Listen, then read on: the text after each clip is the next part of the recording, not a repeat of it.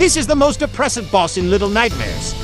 Make even the slightest noise, and these grotesque, gluttonous guests will immediately drop their rotting meat and lunge straight for you. At this point, you have to run fast. If you don't, They'll devour you in one bite. the first time I encountered these guests, they were still feasting, devouring heaps of bizarre-looking meat-like animals. But don't let your guard down. Once they notice you, they'll flip the table in rage and charge at you like wild beasts. So here's the correct strategy. The moment they spot you, run.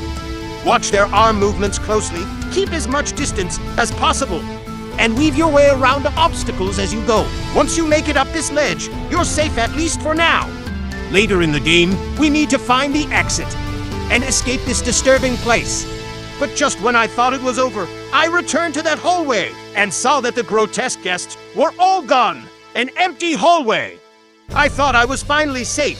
Then suddenly, a huge group of guests came bursting out of a side door. This time, they were faster, more aggressive. And there were way more of them. In the chaos, I not only had to dodge them, but also falling cabinets that could crush me at any second. It was pure terror. The kind that makes your skin crawl. I honestly wonder, what kind of mindset were the devs in when they designed this nightmare-fueled level? And who even are these bloated, pig-faced freaks? Recently, I replayed Little Nightmares. I wasn't as scared this time. Which let me notice more disturbing details. For example, Where exactly does all that meat come from? Why are these guests even here? then I realized the true horror of this level isn't the grotesque guests. It's the metaphor behind them.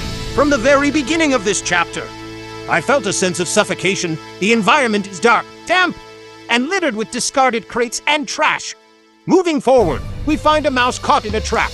At this point, driven purely by hunger, I lose all sense of humanity. and eat the poor creature raw. After this grim meal, We reach the end of a narrow path. There, a massive dining hall awaits. New guests are constantly boarding the ship, and this time, my objective has been updated to escape after a long, desperate climb. we find ourselves above a stack of dishes. And finally see the guests for what they really are, though their appearances differ. They always heavily making grotesque, animalistic noises, like domesticated pigs in a slaughterhouse. Their faces twisted with pure greed and hunger. Then I noticed the meat next to them. It looked nothing like the meat we're used to. Its size and shape uncannily resembled human limbs. And just before entering this dining area, we passed a room filled with discarded shoes. So what exactly are they eating? I think the answer is clear. This is the origin of their insatiable hunger. Their desire spreads like vines, blinding them from everything else. Even reality itself. This level is a chilling allegory for uncontrollable greed. From the very start of the ship, we see guests boarding endlessly, but not once do we ever see anyone leaving. These creatures will do anything just to get another bite of meat.